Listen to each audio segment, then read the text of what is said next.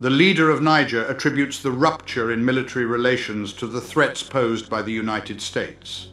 As American troops make preparations to depart, the Prime Minister of Niger assigns blame to the United States for the strained state of relations between the two nations. He voices his disapproval of the US's perceived inability to effectively combat terrorism and its tendency to dictate Niger's foreign alliances. Expressing his frustration, the Prime Minister cites the US's demands concerning Iran and Russia. Although the US has presented these demands as choices rather than ultimatums, Niger has gravitated towards forging closer ties with Russia and Iran, both of whom are considered adversaries by the United States. The impending withdrawal of American troops represents a significant setback for the African Sahel region. As approximately 1,000 American troops make preparations to withdraw from Niamey in the upcoming months, Niger's Prime Minister has attributed the worsening of relations between the two nations to the United States. According to Prime Minister Ali Mohammed Lamine Zein, the Washington Post reported that the United States has been attempting to impose its preferences on Niamey's diplomatic relationships and has failed to provide a valid explanation for its military presence, highlighting America's ineffectiveness in combating terrorism. In his analysis, Zein drew a comparison between the perceived lack of effectiveness by US troops in addressing the escalating terrorist threat in Niger and what he viewed as a stronger support from the United States towards its allies Israel and Ukraine in dealing with their own respective security challenges. In an interview with the Post, he expressed his dissatisfaction with the American presence on their soil, criticizing their inaction while terrorists wreaked havoc and caused destruction. He emphasized that allowing terrorists to attack without intervening is not indicative of friendship.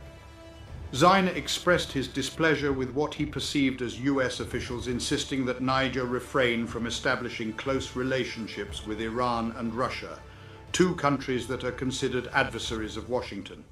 According to Zein, there was a choice between aligning with the US for security or getting closer to Tehran and Moscow.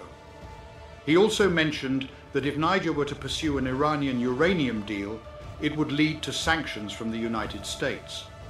Zein clarified that Niger has not entered into any agreement regarding uranium. In an interview with the Post, he expressed his dissatisfaction with the situation, highlighting two key points. Firstly, he emphasized that their presence in their country and the act of issuing threats is completely unacceptable. Secondly, he criticized their attempt to dictate the nature of their relationships, deeming it equally unacceptable. Furthermore, he pointed out that their actions were accompanied by a condescending tone and a lack of respect. According to a US official, Niger was given a choice rather than being presented with an ultimatum when it came to deciding whether to maintain relations. Following a military coup in Niger last year, Zein assumed the role of Prime Minister, replacing the country's former president, Mohamed Bazoum, who was ousted from power. In recent times, the country's attitude towards Western forces has become increasingly hostile, leading to a closer alignment with US adversaries. This shift is evident in the nation's decision to welcome Russian military trainers and extend a state visit invitation to Iran's president.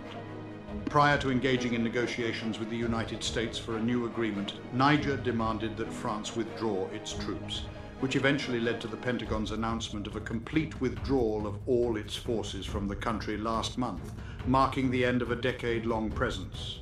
The imminent withdrawal marks yet another setback for the United States in the African Sahel region, where a series of coups in recent years have ironically favored Russia. According to Zein's statement to the Post, even though the French troops had left Niger after the coup, there was still an opportunity to maintain the American presence in the country. However, negotiations for additional military support were unsuccessful. The United States has expressed its apprehension regarding Niger's lack of effort in reinstating democracy. To support our channel's growth and ensure broader awareness, kindly hit the like and subscribe buttons. This will help us reach more individuals and disseminate valuable information. Thank you in advance.